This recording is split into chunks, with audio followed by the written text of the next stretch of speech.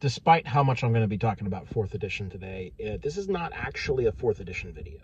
It just has the most prime to present to mind examples of what I'm talking about, which is a thing that I like to call enforced tropes, which is a thing in game design where the mechanics push players, they incentivize them, they encourage them, they directly reward following into classic tropes.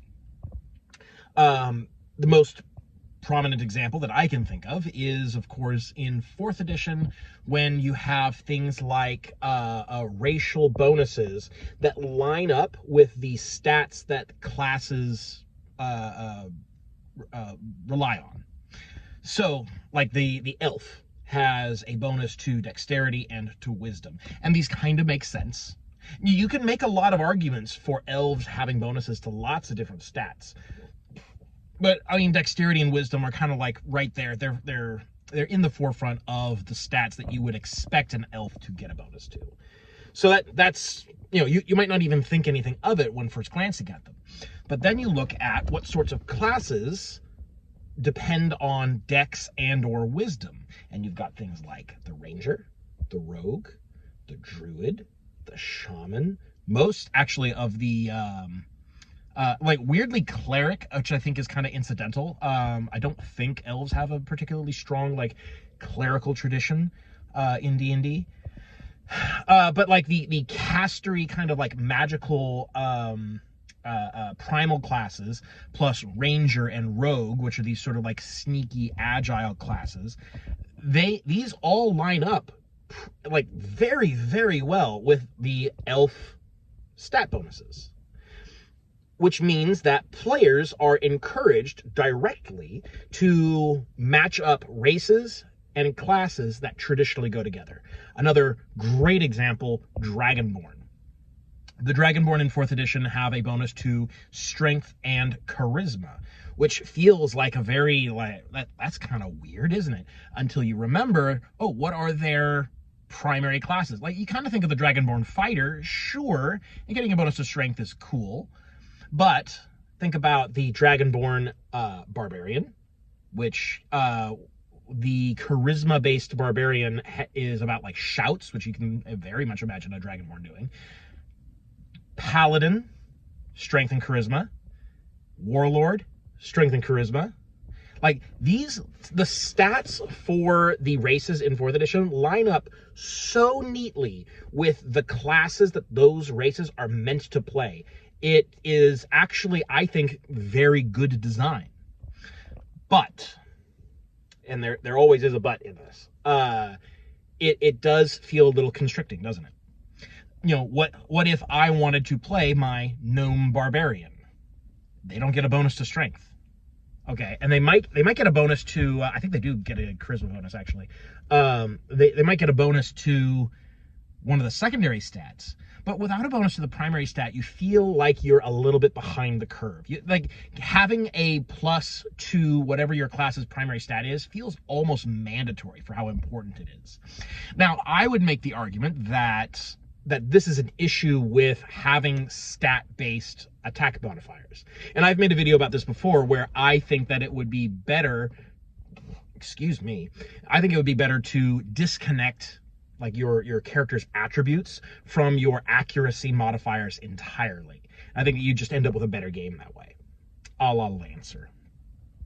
But failing that, it does feel like the fault of this is that certain races, well, all races really, are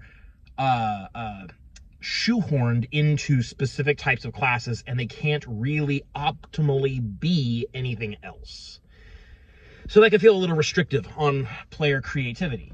And you can house rule it. Like, it wouldn't break anything to say that, oh, any race can just take, you know, +2 to any 2 stats. It's fine. Just fully disconnect the racial bonuses from the races themselves. I think something is lost there. There's definitely a certain loss of flavor that makes me resistant to do that kind of a solution. Because, like, I have always appreciated that the game mechanics and the flavor of the game are so, like, they line up so directly, it feels elegant to me in a way that I can appreciate. And to even to the extent that I am willing to tolerate the restrictiveness of that kind of design.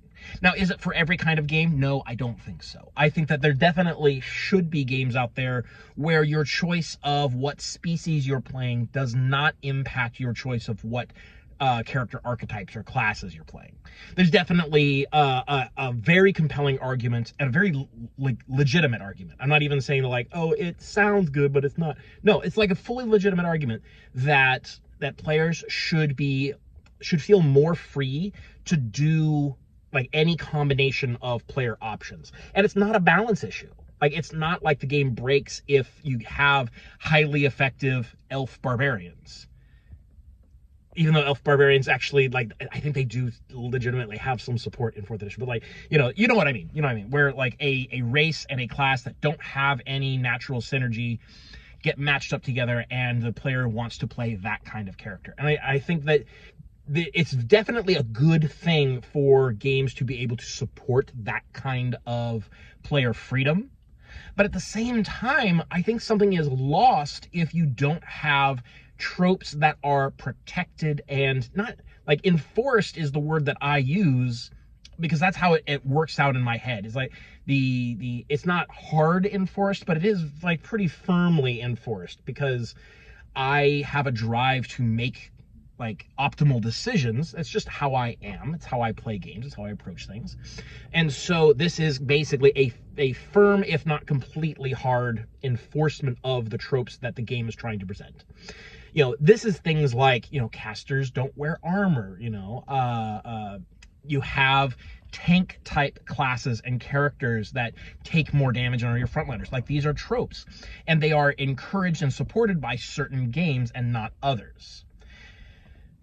And for any given game, it's a certain amount of like arbitrary decision making that the designers have to do to say, like, which tropes are we enforcing and which are we saying aren't important, and the player can just do whatever in that regard. And there is no universal correct answer. And I think this points a lot to how different players are going to connect to games to different degrees. You know, like, if I approach a game, you know, I'm looking at like a basic fantasy RPG, and I see, oh, well, there's no like dedicated healer support characters, there's no dedicated frontline tank characters, everyone just kind of does damage and everyone just kind of does some control. I'm going to say, all right, well, this is not enforcing the kinds of tropes that I want to see. If I look at, you know, wizards, and I see that, oh, well, they can just trivially get armor. So like armored wizards are a big thing. I'm not talking about any specific game, obviously. You know, if the tropes that I want to see are not enforced and are not part of the game and are not protected and supported by the game, then I'm not going to connect with that game very well. But it probably has some other tropes that another player is going to connect with. And so I think that is probably a big source. Like, if we want to codify like how players connect to different games of similar quality, I think this is probably a big factor in it. Like, what does the game do that the player wants to see? And there isn't a right or a wrong answer in this regard. Like, I can't point to anything in Pathfinder 2nd edition and say that's bad design outright objectively, except I think their monster scaling rules are kind of borked. But other than that, like, from the player's side, I can't point to any specific thing and say, well, that's just bad design. Because it's probably not. It's not. Let's be honest, it's not. But the game doesn't do what I want it to do in terms of like evoking particular fantasies, protecting certain tropes, things like that. When I want to play a generic fantasy game, there are certain things that I want to see. And if it's not there, then I'm going to wander away and I'm going to find something else. Or I have found something else. I have a list of sort of go-to games that do what I want to do.